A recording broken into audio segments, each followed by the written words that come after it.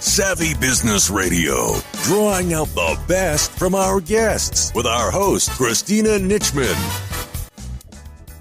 Today on Savvy Business Radio, Allie Craig, 3-time best-selling author, producer, strategist, and brander. She knows the best brands that speak to our human element. Today, she shares her top tips on building your brand and some of the greatest mistakes that businesses make with regards to their brand. Find out more about Allie at Allie Craig, that is CRAIG.com. Okay, Allie, thank you so much for coming to Savvy Business Radio today. I'm so grateful to have a luxury brand expert. And, I never heard of that before. What the heck does it mean when you say luxury? Does it really mean like most people are selling things that they actually really don't need to grow their business? Or it's not like a necessity like food, shelter, or water? Exactly. The thing is that, I love hearing when people are like, I can't find my right people. Like, everyone should have this because everyone needs this, but, I can't seem to find my right audience. And no, it's not that you can't find your right audience. It's that your audience doesn't yet see the value in you. When people see the value in your product or they have the desire for it, they will find a way to pay for it. I mean, there's a reason why Michael Kors bags are sold at Rent-A-Center. It's because when people want it, they will find a way to pay for it. Absolutely. They're like, yeah, I want this bad enough. I'll pay for it. And it's true. That's really interesting because I see some people say, well, I can't afford that. But when you look at what they're spending in their lives, they're buying stuff like maybe Starbucks every day. I was very guilty of that for many years. And other such things that when you look at it, it's like, well, actually you can afford it, but you place your money in buckets that you care about. And maybe that Coach bag is something you care about, and that Starbucks is something you care about, and there's nothing wrong with that if you have the money for it and you're spending responsibly. But I love, so you said something very interesting. You said that when businesses realize that they're selling a luxury to their clients, all their problems disappear. Why is that? Because when you think you're a necessity, you almost kind of grovel for the business because you're like, you need this. And if you can't convince someone they need it, if they don't see the experience that you're really offering, and you don't want to go to your consumer begging them, like who really wants to buy from the salesperson who's like, please buy my product. Please buy my product. You don't want that. You're kind of like, okay, great, leave me alone for a little bit. But yet when you turn it around and you realize this is a luxury, which means not everyone's going to want it, and that's completely okay. But it also means that it's a dance of a relationship you're creating because the consumer also pursues you just as much as you pursue the consumer. Yeah. And then that becomes this respectful relationship where you don't, as a brand, feel like you're groveling to your audience. You realize that this is something that is benefiting both parties. And that's exactly what your brand should be. It should be this great relationship where you, the brand and business, are benefiting, and so does your consumer. I love that you mentioned that because I remember getting started as a business owner. And when you're new, you're like, I got to put food on the table and like fast. And when you have that kind of attitude, like, oh my gosh, I might not make my quota. I might not make my money to pay my rent. Then you get a little desperate. And let me tell you, nothing like being desperate, have people run the opposite direction. Myself included. I've gotten, business calls or sales calls where you're like, oh, leave me alone. You're trying to get money out of my pocket. And you feel it's about the other person and not at all about the consumer. Exactly. And when you have this is an essential mindset, like what I offer is essential, you then kind of get that desperation because you are more focused on the numbers and not necessarily about the end consumer and the relationship you're creating. Whereas when you're in luxury, you realize that, hey, not everyone's going to buy every single day or every single month, and that's A-okay. And it's more about this relationship that I'm creating because if I nurture it, they will come back because it is an experience they want to have just as much as it is an experience that I want to have. Wow. And what's so cool about what you're saying right here, Allie, is when I got started, you're new, and I had this weird idea that because I worked in corporate and I did what I was, practically doing what I was selling, the consulting work and finance, I said, I've been doing it for 20 years. Who wouldn't want me? I'm amazing. I can make your business grow. I just assumed business would be coming out of the woodwork like crazy, and I wouldn't even have to try very hard. I had not very realistic view, but like all things that are great, you got to build a strong foundation, and it takes time. Nothing amazing, a building, a structure, anything was built without putting the effort and a good foundation. And now, 7 years out of the box, I now have just what you're saying. I've built relationships with real people. They see that I care about them and I care about their business. And they have been a good portion of word of mouth that have brought other businesses to me. And that is, I think, a really important message for business owners out there. It's not the right now. You've got to think about long-term, 20 years, 10 years. How am I going to serve the community that, people will continue to come and this will continue to grow? Well, and when you look at luxury brands are all legacy brands. No matter if you're looking at luxury fashion, luxury cars, any of those luxury companies, those are all legacy brands. Even if you look at Tesla and their very expensive 100,000 plus cars, they're actually building legacy into the way they're selling it and even into how the consumer purchases it. Because if you purchase one of the very expensive Teslas, they actually cover the entire car, everything for the entire life that you have the car. So they want you to have it for years and decades and be that collector's item. They're building legacy into their brand, even though technically they're a new company in comparison to a fashion house that's been around for 100 plus years. Mm-hmm.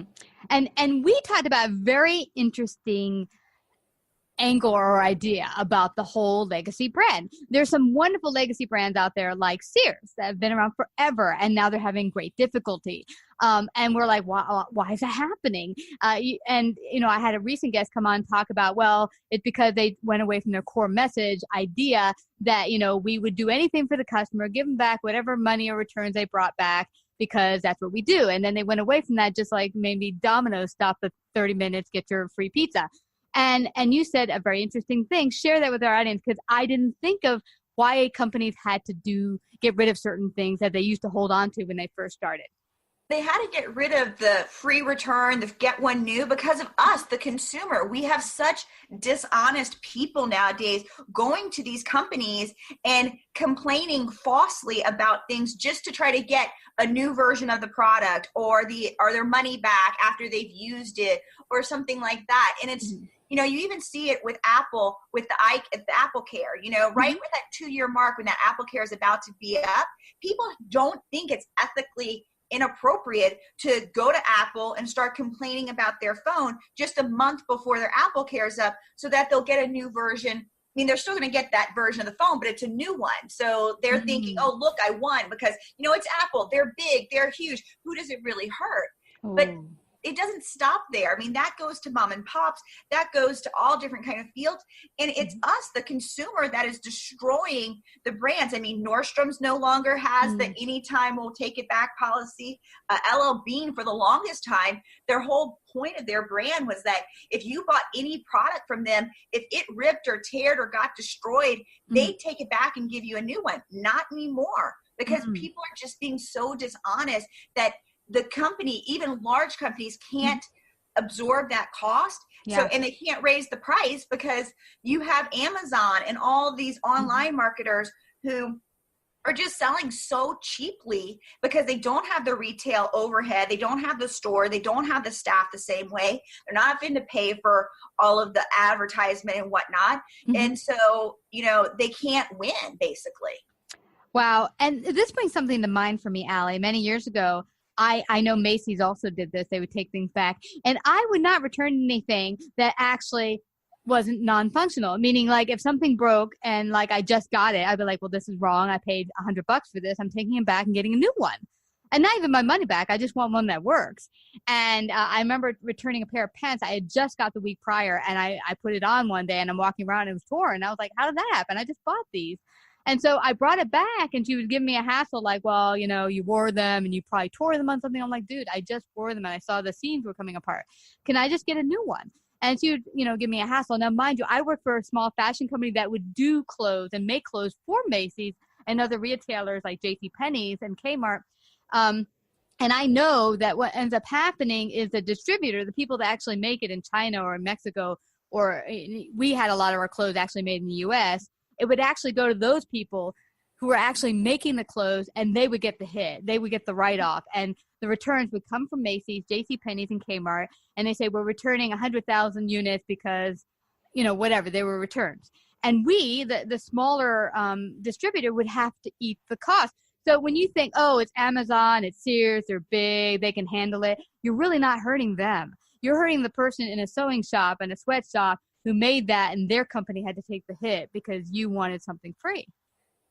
Exactly. And so to me, that's not why Sears failed. Sears didn't fail because they stopped doing that return policy. That was just a measure for them to try to save money, basically, and keep their doors open.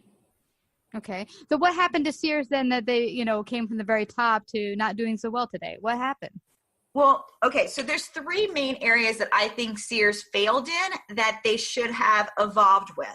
The first one is, they kind of began to deny their heritage, meaning that Sears's legacy was, they were the first catalog. They were, before you had stores, you would get the Sears catalog in the mail and you would order it, and then you would go to the store and pick it up at some point.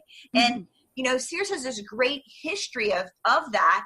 And then when, catalogs went by the wayside, instead of kind of riffing on that in a heritage way, they kind of said, oh, pretend like that never happened. We didn't do that. Just forget about it. And I can remember walking into the Sears store in my hometown. And I can remember as a kid going into this very particular area where you would get your package from when you ordered from the catalog. And just, about a decade ago when I was there, they had it wood boxed off.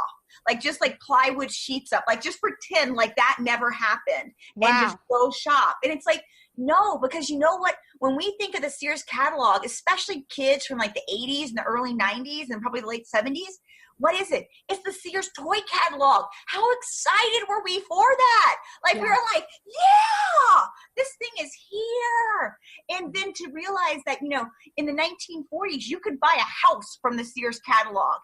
No, really? I didn't know that. Yeah, you could buy a house for $40,000. You could buy it. And it was a kit, and you could put it together in 5 days. And I thought it was a real house that your whole family could move into. Okay. No, it is. It's a real house. It's a real house. It was under 1,000 square feet or just around 1,000 square feet. But it was basically, everything you needed. All you had to do was put it together. All you had to do was assemble it. But it was everything you needed. The floor, the walls, the coverings, the roof. It was all there. And how cool would that have been for Sears, especially in today's social climate where there's just crazy unrest everywhere? Yeah. What do we look for? We look for nostalgia. That's why we love Charlie Brown. That's why pumpkin spice will not die as a trend. And Sears could have totally played, especially now as the people who are born in the late 70s, 80s, and early 90s are the consumers, are the moms and dads of the world.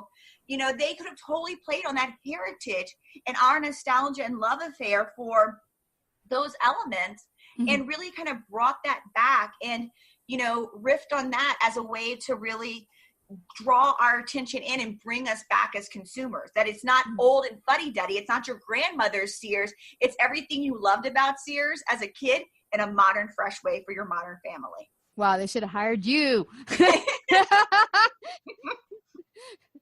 Wow. So what are the other 2 points you came across? Well, the other one is that they forgot who their real purchaser is. And they really began to focus on the men and the craftsman tools and the appliances. The problem is they never took into consideration Home Depot and Lowe's and Best Buy and all these other box stores that were selling tools and appliances.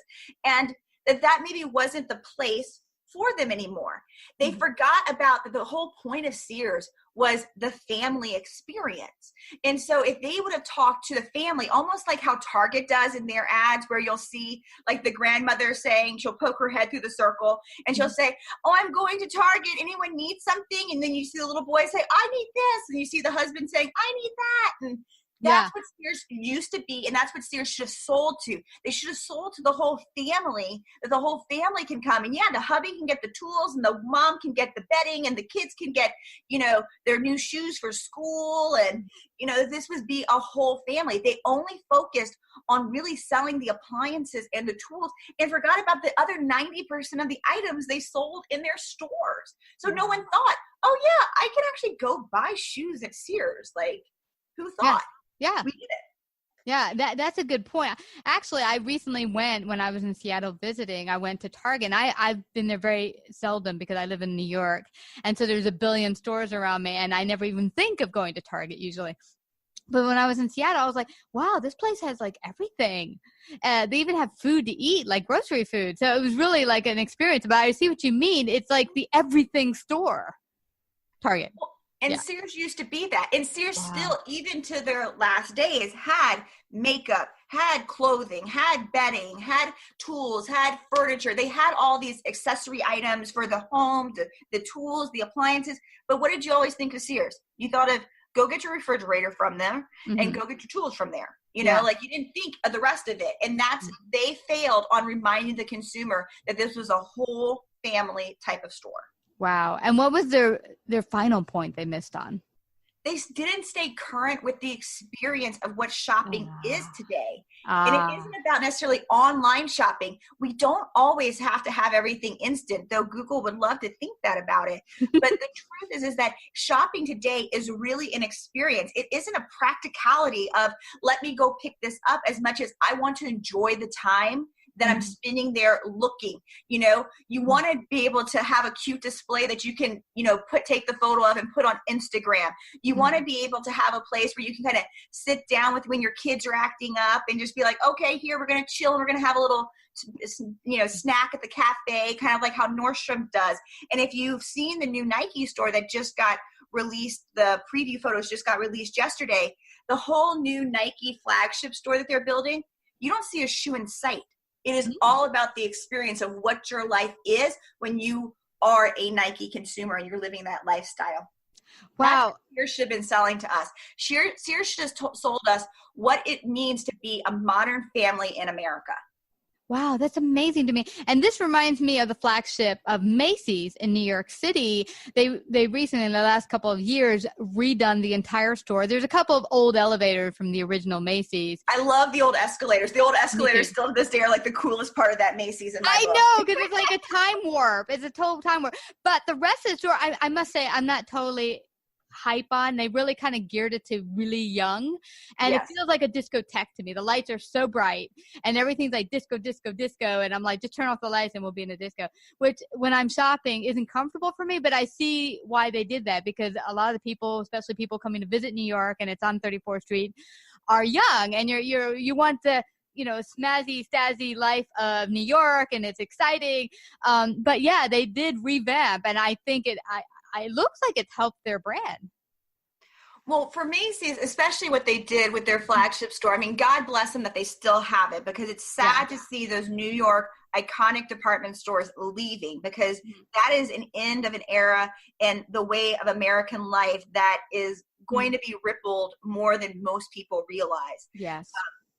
And yes, their makeup department is ridiculously bright, and I don't understand the whole basement kids thing that's happening downstairs. It's a little strange in my book.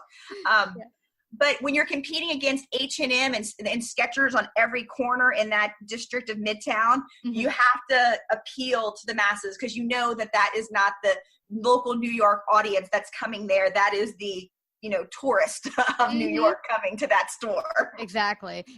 So I think they made it a good choice, but it's not something I like to go into, you know, to go shop at. I actually recently, I got married in July. I went there for my wedding dress, and I had to come out because I was so raveled up by all the tension, the lights, and the music that I was like, oh my gosh, I got to go somewhere else for my wedding dress. But I do appreciate the men's department over there, because the way they have the men's department set up kind of in boutique niches of this is Ralph Lauren and then this is Hugo Boss.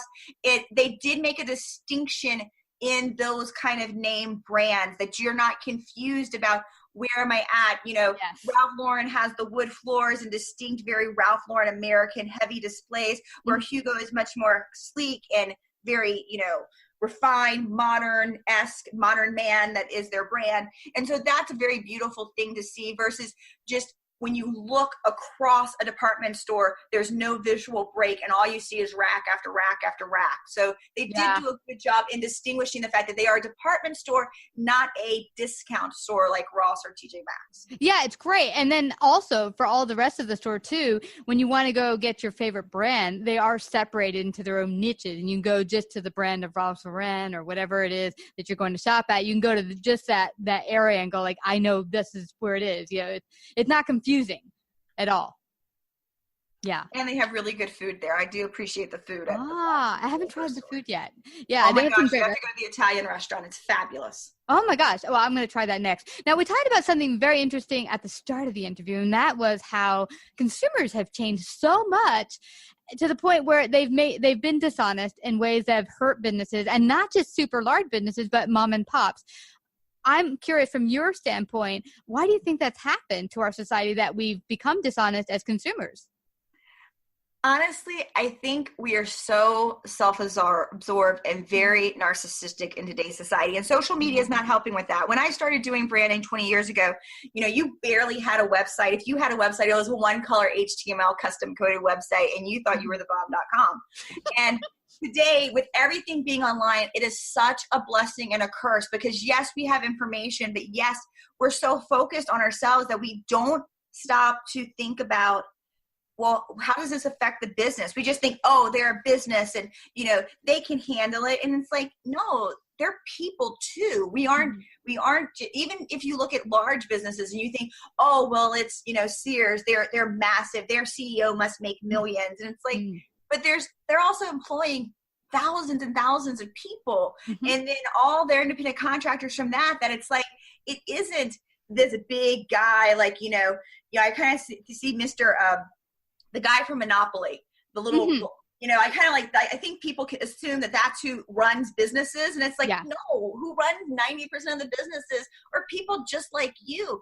And when we live in a society today where, we're not just sue happy, but we think, oh, we can get something for free, we can get something for nothing, and that's A-okay. It's like, that's something morally wrong with how we view ourselves. Let's stop thinking about, oh, well, I can get this for free. And let's start thinking about, is it really broken? Is it really, do I really deserve it for free? Or let's have a conversation with the in-person who not just has to take care of it, but, many times with sales associates, they're going to be taking money out of their paycheck, or they have to, pay for part of that. And it's like, that's hurting their family. But yet we don't ever stop to think about that, because we are so focused on us and our needs and our wants and our desires and I. And it's like, is that really who you want to be? And I think if people would really stop as consumers, they would stop and say, I don't want to be like that. And I also think it's part of the brands, because we have brands today that have fed into that narcissistic tendency. Instead of saying, you know what? You don't have to have me and I don't have to have you. And we're going to build a brand relationship based off of mutual respect. And you're not doing me a favor by buying my product. We are equally coming together to create a great experience for both of us. And if that means you're going to take a beautiful piece of furniture out of my store and bring it into your home and make your home lovely, and I will get financially compensated for that, then that is the beautiful relationship we're creating, because now your home is more lovely and more enticing to build the relationships with the loved ones that you so desire.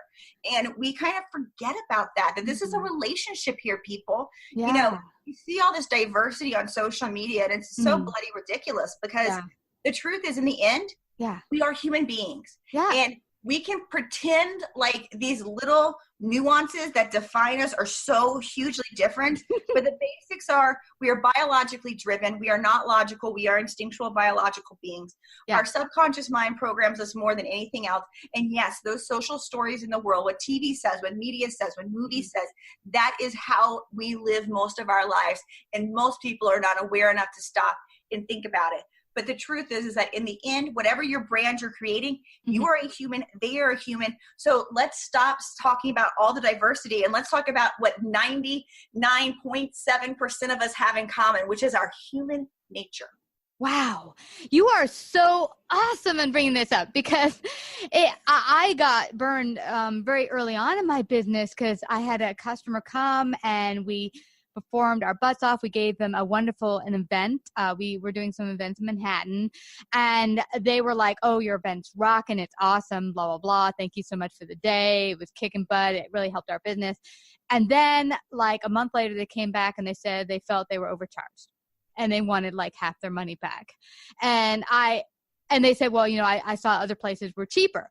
And I felt so burned, because I was like, really, according to what we were charging for whatever we were giving, it was way below market value for that goods. But I just felt hurt that after we kicked butt to give you the best event possible, you come back and say, well, we should get it cheaper. And I didn't do that, because actually putting the event together would have mean I worked for free if I gave her back half the money, and I don't work for free. But you're so right about that. We've gotten to the point where it's me, and screw you. You're a big company. You can just make the money somewhere else. And that being said, I remember my very first company I worked for, we used to make fun of them because we thought they're big and rich and they had a bunch of money and a bunch of locations. And we thought, oh, look at them. They probably have a gold pacifier for their baby. And we've become this warped sense that anyone that owns a business is super rich. And we should get free stuff from them because they're super rich. And like you said, no, they're just like me. I'm an average person providing a service and value, and you're paying me for it. But somehow this warped view of you taking money out of your pocket and giving it to me means I'm rich and I'm stealing from you. But I'm like, I gave you a razor, or I gave you this event, or I gave you the whatever. You didn't just get free stuff. I mean, you didn't just give me your money. I gave you something, and then you provided me the value in cash. But how have we lost the idea of conversion? Like, I give you something you want, and then you pay me for it. Why is money in itself turned so evil for people? Well, I think it goes back to that we don't, as brands, actually really invest in our clients, because what are our social stories that we have around businesses and brands that, if you look at the movies and you look at even modern TV, when you look at companies, it's, there's always some fat cat and the employees are all, just barely making it. Yeah. And there's always, so we have all these negative social stories around what it means to be a successful business. And for some reason, we as brand don't take the time, because I feel like on many levels, we feel like we have to move so quickly that we don't stop to actually really, build a relationship with our clients. We kind of think one and done, or we think, okay, now on to the next thing or the next project. Yeah. And we don't build that relationship. Therefore, having the ability for our client to come back and say, you know what, can you explain this to me? Can you, they don't feel like there's that rapport. They just feel like it's a money transaction. And that's the problem, is that brands were never meant to be that. When branding came about, because branding isn't something that's always existed per se. When mom and pop existed, that was the brand. And then in the early or the late 1800s, when we had the Industrial Revolution happen, people realized that, okay, if I'm going to sell a can of Coke or a can of Pepsi or whatever, it's hard to sell just this product. Like, no one wants to really just buy it. So what they did is they made a personality. They made Coke a personality. They made Pepsi a personality. And they gave them human persona. And that's why you're very loyal to Coke, or you're very loyal to Pepsi. And that is really where branding came from. The problem is that we, in today's consumer market, we have taken us, the human being, out of it. And we're scared to death on some level to be so vulnerable as to tell our client, I can appreciate that being your opinion, but you have to understand from my perspective that, I put many hours of time into your project, and what you're asking for, we clearly walked through and you agreed to it. I'm sorry you may be having regrets or, negative feelings about it now, but in that moment in the time, this is how you felt. And I know I delivered to you my absolute best service. And so we are scared to show our humanness, because we feel like branding our businesses. And today, what we always hear, business isn't personal, it's business. It's not personal, it's business. And it's like, no, it is personal. Because we are all still human beings. So let's just get back to the fact that our consumer's a human being, and they're not money bags either. So it's not, let's try to get them for all they're worth. And we as brands are human beings. And it's not that we are, just because we're an entrepreneur or maybe we'll work for a large corporation, it doesn't mean that there's some fat cat somewhere, getting rich off of everything. The truth is that most entrepreneurs, they don't even make $55,000 a year. Yeah. So their business may be booming, but they themselves, the income isn't there. They're giving it back to their consumers, their employees, investing in the economy and their local businesses around them. And that's how economy works, people. Yeah. Wow. You're passionate about this, girl. No, but it's true. It's so true. And it's true. I remember early on, I started my business. I had a blog called 101 Mistakes and What I Learned. And basically it was mistakes I made in business and what I learned from it. And I remember a couple of my friends say to me, take that down. You're going to lose business. People are not going to want to work with someone who screws up. I'm like, well, actually, that's not true. because they'll be like, you're human. I can relate to you. But that's so true. Cause I took it personally. Like she was personally attacking me, that customer. Like, she didn't see the value of me, the person. And my husband was just like, no, she's not personally attacking you. She just feels like she can get something for free, or, there's this idea that you to somebody. That was it. It's when people talk to other people. Mm-hmm. And that's like when I work with my private branding clients, or even on the reality TV show that's Fix My Brand, Allie Craig, part of our agreement is they cannot work with like other business coaches or other people, because just like too many cooks in a kitchen spoil the food, same thing when it comes, because everyone has an opinion, but the problem is not everyone's opinion is valid or on point for you, your business, your brand, and the relationships you're creating. Mm-hmm. And so she probably talked to somebody and was like, oh, you should have gotten a better deal on that. And it's like, and no one wants to feel like they're taken advantage of. Yeah. No one from either side of that relationship want to feel that way. And it's just, it's like, no, there was no malice here. Yeah. I wasn't trying to screw you. I didn't fail. I delivered everything I said. And, Yeah. Well, you mentioned something else very important that I've heard said, that people don't buy. They think, oh, they buy an emotion, build up the emotion and they'll buy. But I heard it said by one guy I forgot his name right now, who's out there. He's very famous and he's not a coach, but he has a big business. I forgot his name. But anyway, he said that people buy based on stories, the story behind it. And you mentioned a little bit about that. When people feel this connection to the brand, that story, like you said, Pepsi and Coke, they have a personality behind them. You feel like they're actual people, even though they're not. And you feel this, I would say, guess you have this kind of emotional connection to them, but based on a story. Is that accurate? Well, stories are how human beings are fundamentally hardwired. So just biologically, we started to tell our history by oral story. Story has always been the way that our brains actually remember. Parables in the Bible, those are stories, and you still remember them. You still recite them to this day, thousands and thousands of years later. And so the good thing about stories and why stories are so important to brands is, number one, there's common ground there. So even if it isn't specific, like I've had the exact same experience you've had, I can empathize with you because I have a recollection, a memory, either due to a social story, so a movie, a TV, a book that was told to me and passed down, or maybe my own memory.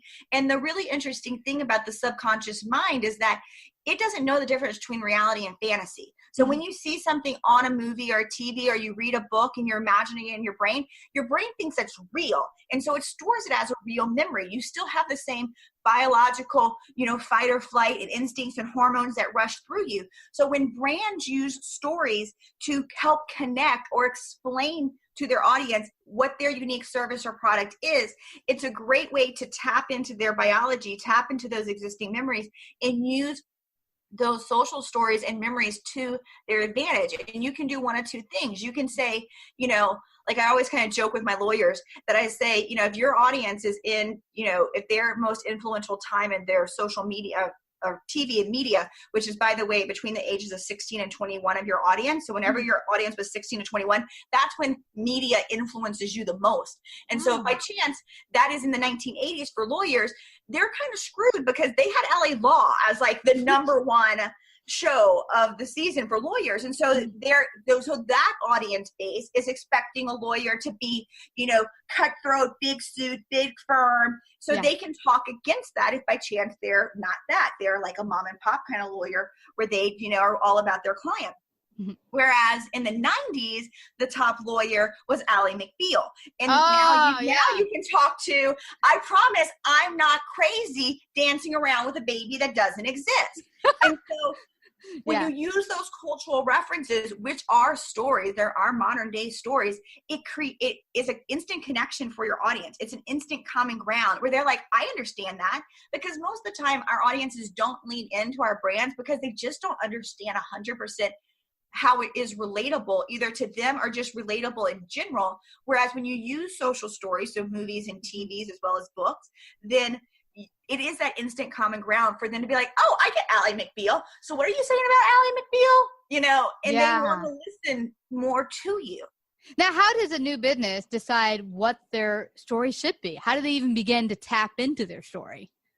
Well, it's a twofold process because you have to understand what really is your motivators, because far too often brands, especially today, they're just thinking about money. They're just thinking, I want to be that, Forbes millionaire under 29 kind of category person. I want to be on the Forbes 500 list. Like, I want to be that brand. And it's just like, okay, stop thinking about that and start thinking about what in the hell do you want to do every single day and how do you want to show it up in the world? Mm-hmm. Because just because your industry does it a certain way, or just because, that's the way you've always done it when you worked for a larger corporation, doesn't mean that's the way you should do it. Because if you don't absolutely adore what you're doing every single day and how you're delivering it, if you hate that everything's a virtual online meeting now and you just want to meet your people in person, then design your brand to meet your people in person, because that's your choice as the entrepreneur and the business owner. And then once you understand really what are you looking for in the life you're looking to build and the types of relationships you're looking to build, then it's really what is your audience needing? Because the truth is your audience is not needing your product or your specific service. They're needing a relationship, and they're needing someone to hear them. And that is, hearing and listening are very different, and being heard, which comes from the heart, not from the ears, is something that is even becoming more and more important. And, part of what neurohuman branding looks at is human needs psychology. There's 6 fundamental human needs that we all have. And what's really interesting over the last 20 years, if you would say in the West 10 years ago, I could tell you real quickly the top 3: significance, growth, contribution, just like that. That would be the top 3 for any Western society brand that, was talking to entrepreneurs or people who were type A, or, people who were go-getters. Like, that's it. That's their top 3. Trigger those. They will not be able to resist your brand, because that's what's really driving that audience. What's very interesting is that over the last 7 years that, growth and contribution are still very important, but love, and the idea of love in human needs psychology is that you are loved and desired for just being a soul on this planet. Just like a baby being born into the world is loved at birth, so are you. And that is actually becoming such a huge need for our audiences, because as social media grows and we have more of this noise, we're actually feeling more isolated as a society, and we're not making these connections. People only want something from you. They want something from you if you have a good Instagram feed, or they don't want you if your numbers aren't high enough, or you're not Instagram worthy. And so as brands, we have this very unique position to give that to our audiences, but that can't be money driven first. It has to be that you truly care about your audience first. It is the long-term relationship. It's why communities on Facebook are exploding, like a cajillion of them, because we are so desperate as a society right now for someone to just love and care about us for just who we are, not what we do. We are still significantly driven, but we are more concerned about just being accepted for that simple fact. And as brands, that's the number one thing you can give to your audience now that will make them stay loyal to you, that will make them want you, that will make them fight for you. Because that's what we all want as brands and businesses. We all want, when someone hates on our social media page, we want our customers to come be like, that's wrong. Like, we want them to come to our fence so we don't have to say anything. I love that, because what it is it's not money driven. You need to be heart driven. And you're right. There's a sci-fi show from Britain called Black Mirror. And there was an episode they focused on that I thought was kind of interesting, where the society in the sci-fi short story, social media took over everything in life, and people would get social credit. So what would happen is people would go around with their cell phone. If you gave them a smile, they would give you a social credit. They like bing, and you get a point. And by the end of the day, you want to get a certain amount of points. You smile at people, you said a nice thing, la, la, la.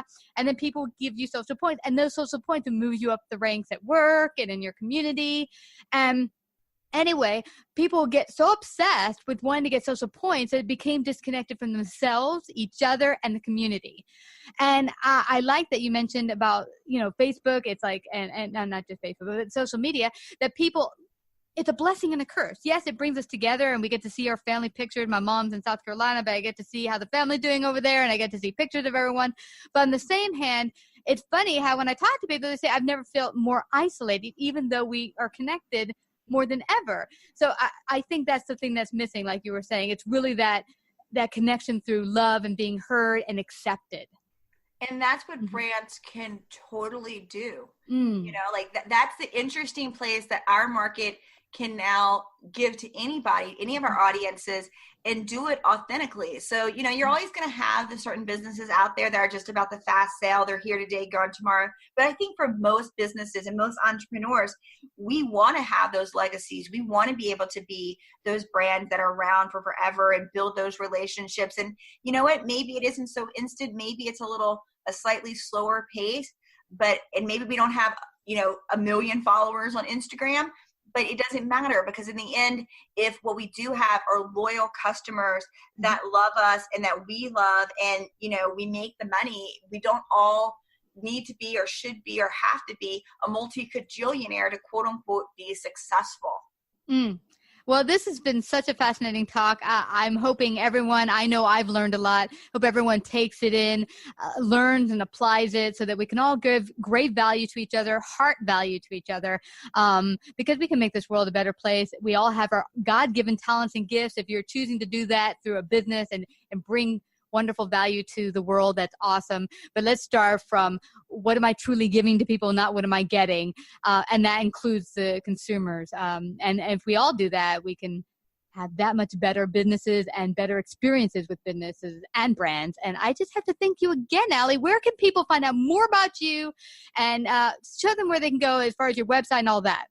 You can go to alliecraig.com, and from there you can see all the projects that we have going on. We have a reality TV show, we have magazines, we have lots of ways for entrepreneurs to be successful with their businesses and brands. Because you're right, you said it earlier, I'm ridiculously passionate about this. I am. But the great thing about small businesses and entrepreneurs today is that unlike the years past where, you know, it was hard to compete with the big guys, we have resources now that we, the little guy, as I like to say, the Davids of the world, can beat the Goliaths of the world if we play our game, not their game. Yeah! Awesome.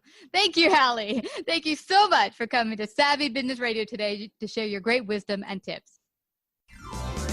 Savvy Business Radio broadcasts worldwide via a large podcast network, celebrating business owners, entrepreneurs, influencers, and successful individuals. Find out about our paid sponsorship opportunities or how to become a guest. Call 732-474-7375 or email Christina@savvybusinessradio.com.